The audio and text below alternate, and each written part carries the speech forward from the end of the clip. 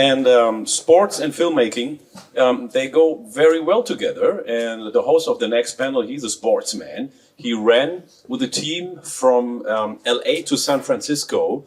And this is not just... Huh? Las Vegas. Las Vegas. LA to Las Vegas. Excusez-moi. But it's in the States and you pass the desert, and I think this is really a hard run for Puma. He did this this event and he came to Cannes, I think, by plane. He didn't run here. And I'm glad that he's here today. And he's a sportsman. He worked for football and marketing, and he's a founder of Vitamin Black, a collective which amplifies the black and people of color, BIPOC people, amplified in his collective. And I'm very happy to have him here because he's hosting the next panel. Please welcome Titai Schulz. And he's going to talk to the director of Umbrella Man and Bafana Bafana, a film about the South African football team, a founder of Barking Red Films from South Africa, John Barker. And please welcome also Joel Chikapa Phiri. He's a group chairman, known Associates Group, also from South Africa. Please welcome. With the colorful yellow, I love that. Please welcome him. And Aaron Thomas, you saw him just a few minutes ago. He will be on stage right now as well. So please welcome him also with a loud applause. And I'm very pleased to welcome a guest from Jamaica. She had a long trip to get here. Maybe she can tell how that trip was. And we met already at Afro Berlin. And she's working in film business. She's a real expert. She lives in Jamaica and in the USA. And her father was an NFL champion, and she produced a sport-focused show. Please welcome Danica Robinson. The show is open. Enjoy and listen. Thank you very much for the warm welcome, Jared. Thank you, and welcome everybody to the panel talk of sports and filmmaking. I'm very thrilled to be here at AfroCannes and to be in the sun as well. As Jared said, I'm from Berlin, so Berlin is not always that nice. And maybe a few words to myself and also why I'm moderating this panel talk. As Jared said, I have a background, especially in sports. I was working in the football industry for a long time, for Puma and for Adidas, mainly sponsoring athletes. And I also have a collective that's amplifying black voices, and especially young black men and women in Germany. But it's not about me today, it's about the people that sit on the left and the right side of me. And Aaron, you already had a talk just right before, so I think you already said quite a few things, but I think it's always very important and good to know who you're sitting next to and what everybody's doing. So I would love everybody to maybe give a quick introduction, and not only on a professional way, but also because we have so many different backgrounds here, to give a little bit of insight of how you grew up and where you're coming from and what your roots are, because I think that's something that we're going to dive into as well, is the diversity that we have here, but also the diversity and multiculturalism that sports and filmmaking provide. So I would like, maybe we start on the right side, ladies first. All right. Yeah, so I'm Danica Robinson-Lyles. I live in Jamaica. I own Weston Studios. It's a production company, full service. And let's see, I just had a journey. It's that sportsmanship in me. I was stuck in customs, and I did convince them that I was supposed to interview Aaron yesterday from SWAT, and they all knew your TV show, by the way. So yes, so it was a plus. And so I had some passport issues, but we all got resolved, and I'm here. So yes, so anyhow, so starting up as a child, I grew up with a very strict Caribbean home with my grandparents, and my dad, he did play for the NFL. Do we have any Oakland Raider fans here? How about Detroit Lions? All right. So he started out in Detroit Lions, and then he moved over to Oakland Raiders. And so the only year that they won the Super Bowl was the year that I was born. So I am a good luck charm. That was in '81. And then when he had passed away when I was in high school, at that time, I didn't know what I wanted to study when I was in school. And so I decided to just take this film class. And then all of a sudden, they were like, you need to start interviewing like the football players. And I was like, wow, yeah, I can maybe get a boyfriend or something. So, so from there, it just, all of a sudden, I'm the head of the film department. I'm editing. I'm following lacrosse players, basketball players, football players, editing. And then I went to college. And then when I was in college, I had a little radio show. And then I had studied in finance. And when you have strict Caribbean parents, they're like, what is this foolishness with filming and all of this? So, of course, I had to stuck in finance. And I did very well in finance. And from there, in LA, I'm known secretly back then, like sports players, you know, yes, they go into college, but, you know, no one teaches about finance, right? And so it was more of always a credit rebuild and getting things going. So I did a lot of that for sports players when I first started out. And so right now in Jamaica, I just got done finish a pilot that, sorry, Prudence, I wasn't here enough to plan a lot for this event, but I just got done shooting a cooking TV show with Jazz Smollett, if you know her, Live by Design. And an idea had came to me right after. And actually, I just wanted to bring Tiffany Tony up real quick. Just 2 seconds. This is my producing partner that's here. I had brought her down. And of course, we do always have a unique way when it comes to sports and men. And so this is a project that is happening in Jamaica. This is with the Board of Tourism. And this has to do with, go ahead. I'll be quick because I'm not even like on this panel. But hi, everyone. I'm Tiffany Tony, and Danica and I are co-producing a show called The Jock is Cooking.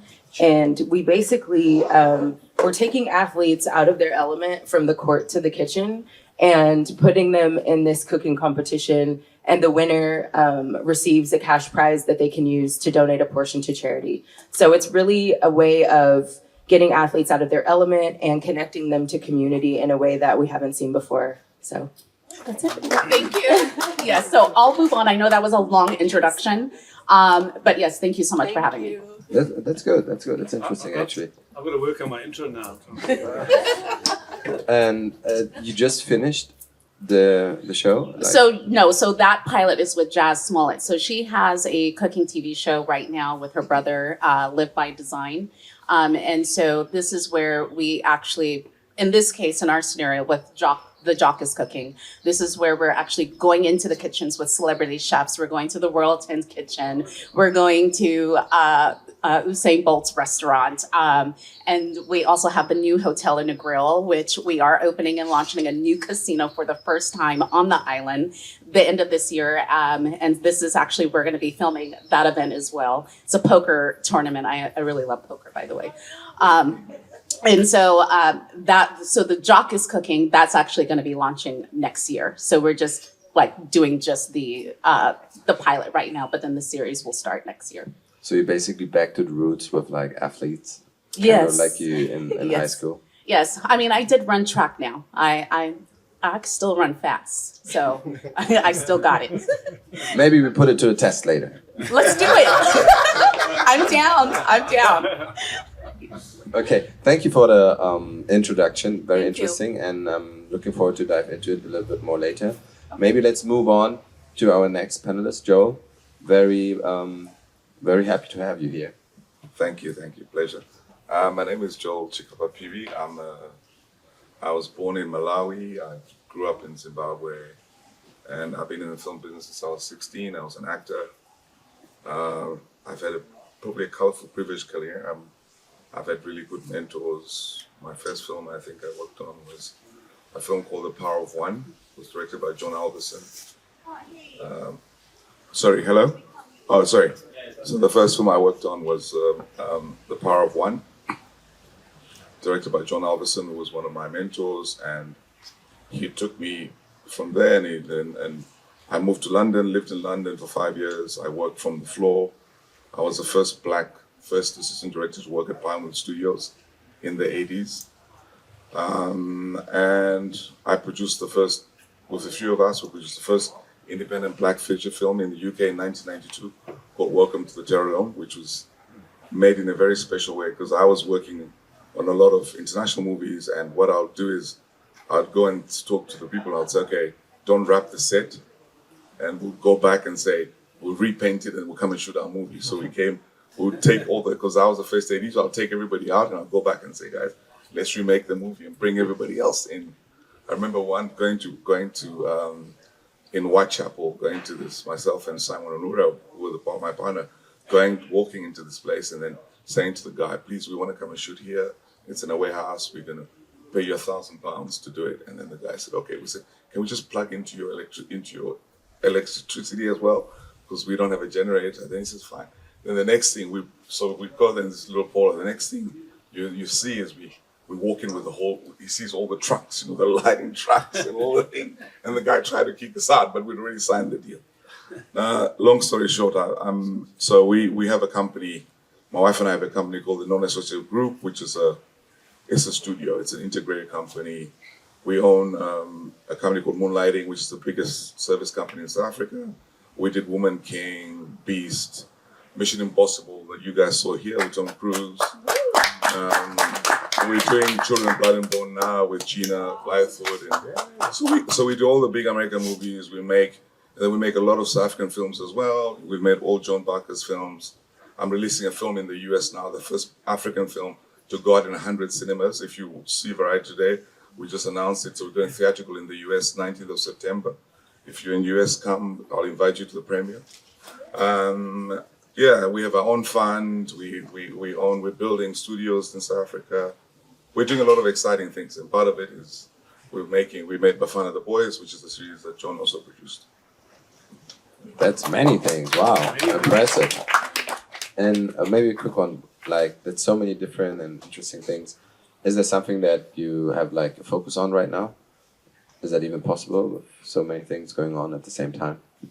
I have a lot of people. I mean, we employ 120 people in our company. So I have a lot of support. I have, my job is just strategy. So just to make sure that the thing that we're building is going. I'm raising a new $100 million fund to support the activities what we do. Yeah. Amazing. Cool. Hello, everybody. My name is John Barker. I'm a South African filmmaker. Fantastic to very indie filmmaker. My first film, Bunny Chow, which Joel produced back in the day, almost 20 years. So old we are. There was pictures of us. We saw surfaced last night of us in LA at AFR, and some people said we look better looking than we did then. We looked like dorks back then. Very young. So we've had a relationship for a long time. That film Bunny Chow was made literally on stealing my wife's credit card. So we would take her card all the time, made the film for a very low budget. We were very fortunate to get into Toronto, and so I've had a very lucky career, and I think my path with Joel has been very special too, because I try to make this film called The Umbrella Men, which is a heist film set in Cape Town during the Minstrel Carnival. And it's a great story, it's a great community, very colourful. The Boer Kaap, which I don't know if you all know, Cape Town, fantastic area. There's not a lot of positive films made about that community. So I try to write this film for about 15 years. And then I heard that, and everyone turned me down. Every single government organization, every friend I knew, every single producer I went to in South Africa. And after many years, finally someone said, Joel Phiri's back in the game. Go and see Joel. And what took me 15 years to make, when I met Joel, from the time we met Joel and had this meeting about Umbrella Men, 3 months later, we were shooting Umbrella Men in Cape Town. So it's just been great. And from there, it's the #1 film on EVOD in South Africa, so it's doing fantastically well. They liked it so much, they asked us to do Umbrella Men 2. And now, and now we're doing Umbrella Men 3 in Rio. So, so we're making deals now to be at the Rio Carnival. It's all about music, it's all about carnival and festival and celebrating Africa and a really beautiful community. So that's been great. And then my project about Bafana Bafana, which is a really great football team. We say it's the best African team ever assembled. I know there's some Nigerian gentlemen here who disagree. we played against Nigeria and beat them many times in the mid-90s. so we are the best. But it's a great film. It's very personal for me too. My father, I was very fortunate that my father is Clive Barker, who was the coach of the national team. And he was coach of that very successful team, which won AfCON in our first time of asking and qualified for our first World Cup in France. So our documentary series, which we're here for, is called Bafana the Boys, and it's a 6-part, 1-hour series about the 90s, the zeitgeist of those 90s. As you know, Nelson Mandela, our freedom, our democracy, hand in hand with a great sporting team. So it's, and I know the sports lady over here, I'm sure you're interested in seeing it. Yes. And it also lays legacy for our Banyana, our ladies team, and our current men's team. So thank you. I'll try to keep mine brief because I know you have questions you want to get to. I'm Aaron Rahsaan Thomas. I'm a native of Los Angeles, but I grew up in a city called Kansas City in the middle of the United States. So that means my fandom is with the Kansas City Chiefs, who are rivals of the Raiders. Yes. But also 3-time champions in the last 5 years. So there's that. But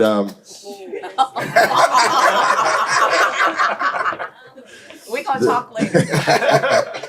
that said, my connection to sports in storytelling is that my first break, my career has been mostly in television. It features to a smaller extent, but in television for the most part. So my experience stems from the first staffing position that I ever had was on a show called Friday Night Lights that was in the United States. It was about high school American football teams in the state of Texas and the pressure on these teenagers and these kids to perform at an early age and kind of the unprecedented pressure on teenagers to do these things that adults really are encouraging them to do. And then I was also fortunate to do a documentary for ESPN, which is the sports network in the States. They have a series called 30 for 30 where each entry tells the story of sports, but also the human side of sports. And so I was able to direct the entry on the USC American football team, which is a college team that was really great in the early 2000s and their run to try to win 3 championships in a row. And then in addition to that, I've been trying to recapture, I had so much fun doing those projects that I've been just trying to recapture this. So I've developed countless projects on the World Cup and currently basketball. We tried to do, there's a documentary in the 90s called Hoop Dreams that Lena Waithe and I had developed and sold to TNT. But it was a week before TNT went out of business, basically. They decided they don't do shows anymore and they want to do live TV. So we came close with this, but I continue to try to pursue stories that have to do with competition. Technically, there was another series that I did called The Get Down. It was about the creation of hip hop and punk and new wave and the death of disco in New York City in the late 1970s. And even there, we were looking for ways to kind of tell the story of competition. And that was a competition between DJ crews, not quite sports, but very similar format in that the idea of what it takes to compete and what that does to people and the pressure that it puts, in that case, on kids in very tough circumstances, that's always fascinating. So. Well, thank you very much. I think what we can already witness is how sports has a sense of identity for us, and you know how there's like a competition there already, you know, with the different teams you represent or the countries even. And what I want to dive into now also for you, John, because you just mentioned your father, Clive, was the head coach of the Bafana Bafana team. So I was wondering, when I read up on it, how was it to grow up as the son of the head coach? And then at that time, you also probably knew each other and you worked together on the documentary. And I think this one is a very special one because it was right after apartheid ended, and then South Africa came to win also the AFCON, the African Cup of Nations. So I guess my question is, how was it to be there in that time, and then how this influenced your filmmaking and the documentary? Yeah, it's kind of crazy growing up with a father like Clive Barker, because he was very instrumental in fighting apartheid. We often had cases where the Secret Service would park outside the house and observe the house and observe him, because he was, wherever he could, he was very successful during the 80s. And whenever he did interviews, he would always, as much as he could, mention the terrible regime. And it was his key thing to fight apartheid and for apartheid to go. And so for him to meet Nelson Mandela and for Mandela to come out and to be on a daily basis where they would greet each other, and Mandela would come to the hotel, talk to the players and wish them well. For him, Nelson Mandela's inauguration was absolutely fantastic. When Nelson Mandela left his inauguration to come and watch us playing against Zambia, that was just crazy. He arrived at halftime. Halftime turned into like 40 minutes. The players had to warm up again. So just a very special relationship with the country. I was a half decent player. I think Joel will say I'm terrible, but half decent player. But I was never going to play for Bafana Bafana, and unfortunately, I was very naughty. I don't know why, but we got arrested for blowing up post boxes, and I think we're just in South Africa. There was a lot of drama we were dealing with. So, but I felt like filmmaking and storytelling was always something I always wanted to do, and the fact that I can be a filmmaker that makes these very interesting films, but also the honor to be able to make a series about my father, I think is pretty special. And as a filmmaker, you've always got to do things that are personal to you, right? And this is so personal for me. I end up crying most times during the edit. It's pretty pathetic. I have to walk out the edit at the end because I'm like, It's okay. That's okay. It's pretty bad. But so it's emotional, and it's been fantastic, a lot of fun, but also difficult with somebody, a celebrity as a father, and also watching all of these interviews. You know, you see these people who talk about him in a way he was like a father to them. They were his sons, all the players. He had an incredible ability to bring everyone together, and out of apartheid, you know, for him to bring such a diverse group of players from different backgrounds and cultures and to play together for our country, that was something like, we could see it on screen. We're going, well, if Bafana can do it, then the rest of the country can do it. So, yeah. Out of curiosity, because I don't know, before apartheid, was the teams also segregated? So was that then the first time that the team was mixed between black and white players? There was a team, a South African team in the 70s where Jomo Sono played for. It was a mixed white and black, but the apartheid government hated that. So I think it was a one-off game, it was an exhibition. All the leagues were separate. There was a black league and a white league in the 80s, in the 70s. And then incredibly in the 80s, for some reason, soccer and football was different to rugby and cricket. Rugby and cricket was seen as a white sport. Football was seen as a black sport. And they mixed the white leagues and the black leagues together. And it just made such a fantastic, strong national team that my dad could then take and do really well with that team. But always divided, always along color, always segregated. Wow. And then you also went on to do another documentary on sports, right? I think it was called South of the Umbidio. Yeah. What was that about? And like, I guess it's, you know, an extension, not an extension necessarily, but it's another documentary about soccer in South Africa. Can you say a little bit about that and how that came along? Because it was in the same year as the World Cup happened in South Africa. Yeah. I mean, it was just all the eyes were on South Africa in 2010. And we wanted to make a documentary about the neighborhoods that we grew up in Durban, the southern suburbs, which again was all football and not rugby and cricket. There were so many great players who've come out of that area who represented South Africa. So it was a rich vein of talent, football talent. And we just wanted to highlight that. My father and the other coach, another guy who coached South Africa, lived a couple of streets away. So it was just great football. Everyone loved football. And it was weird because we didn't watch the Springboks. We didn't watch cricket or rugby. We just played football. And it was strange because in South Africa, to have those suburbs mixed and have all those teams mixed was just unheard of. You know, if you look at the Springboks, they had one player of color.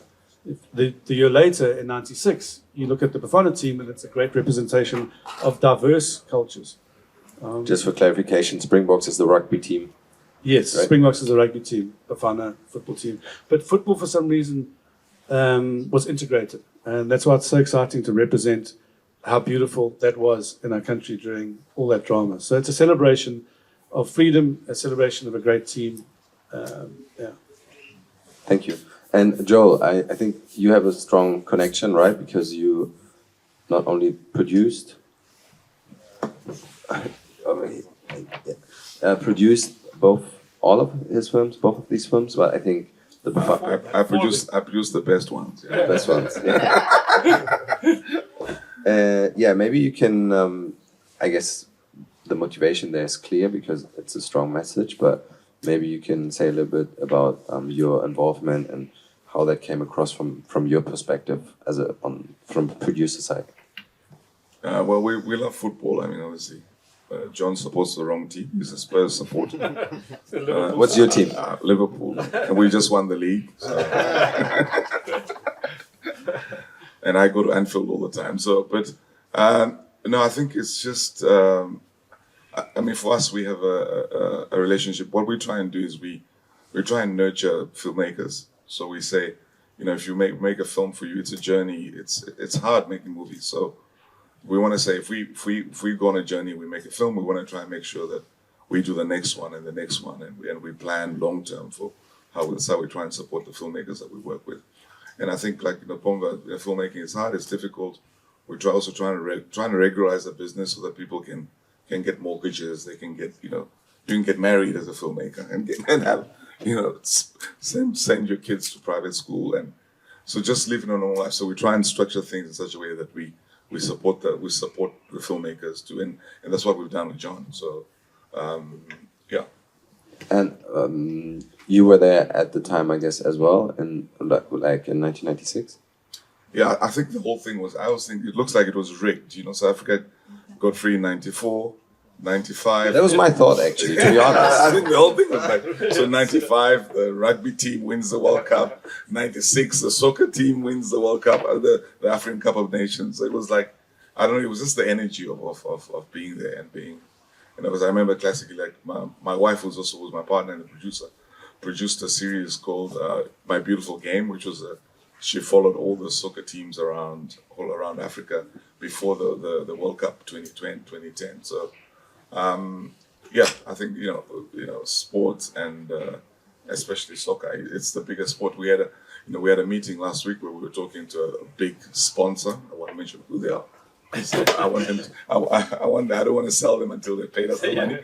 But we sat with them, and then they were like saying. So we did the things that if you look at in South Africa, the rugby World Cup final is watched by 3 million people. 3 million people, right? Bafana Bafana matches, soccer matches. We'll take the last time I think we were playing one of Burkina Faso or somebody. 10 million people watch soccer. So in South Africa, soccer is a huge sport. And I mean, Bafana Bafana was or Bafana the Boys from the 90s. Then you did your documentary 2010. Is there any sports-related films, documentaries coming up as well now? Or because you moved to doing the heist movie, which was very successful that you mentioned. But just out of curiosity, is there also more coming from the sports world? I mean, I guess it depends on how successful this is.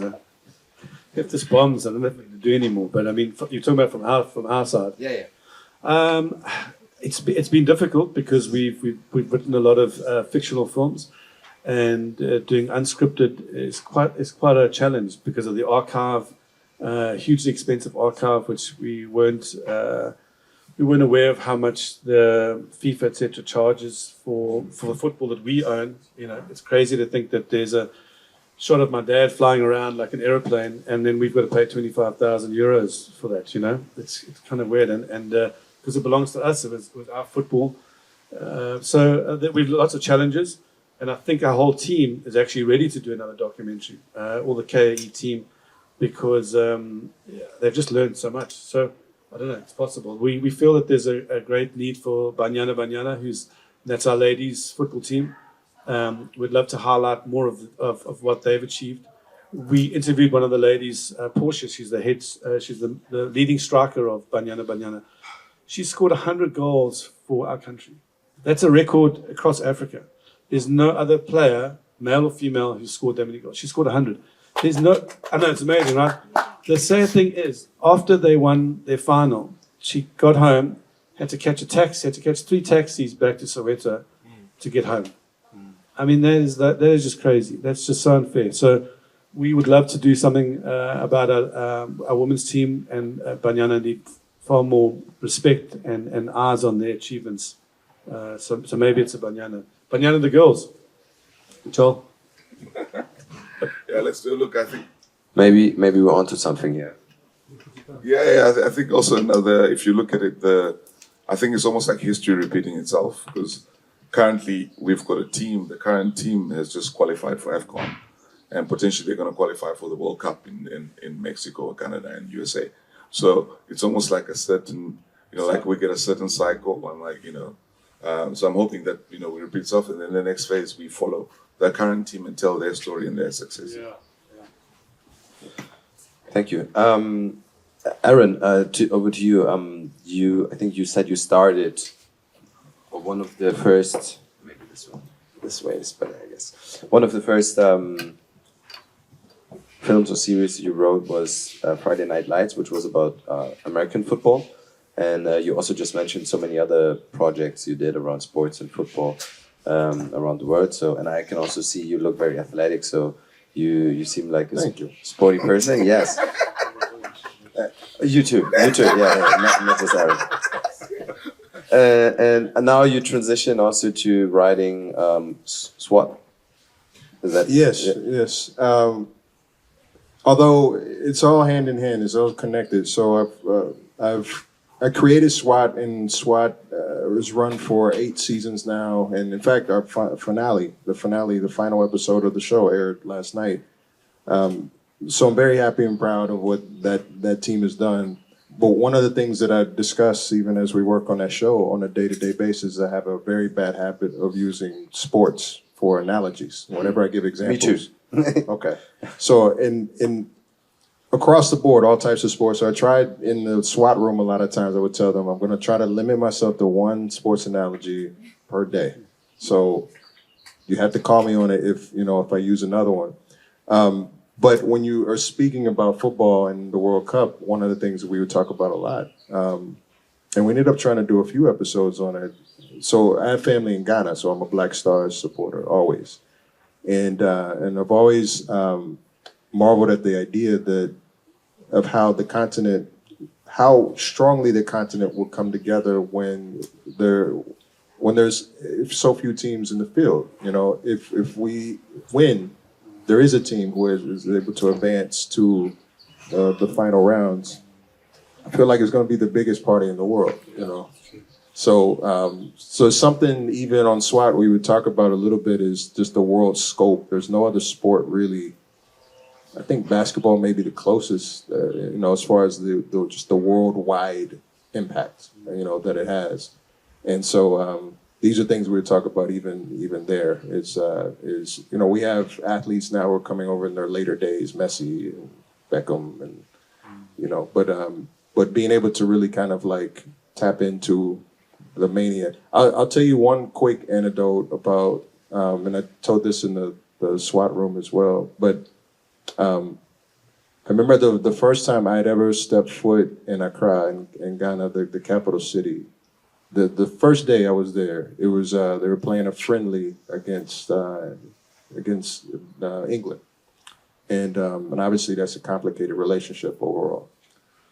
But what I remember about it was I'd never seen a situation where there was one event that united an entire city quite like that, where even riding through the city, landing, and then being on the street and riding to my destination, everyone from bankers in suits to the kids who were playing, on the side of the street, were all huddled around radios and around TV.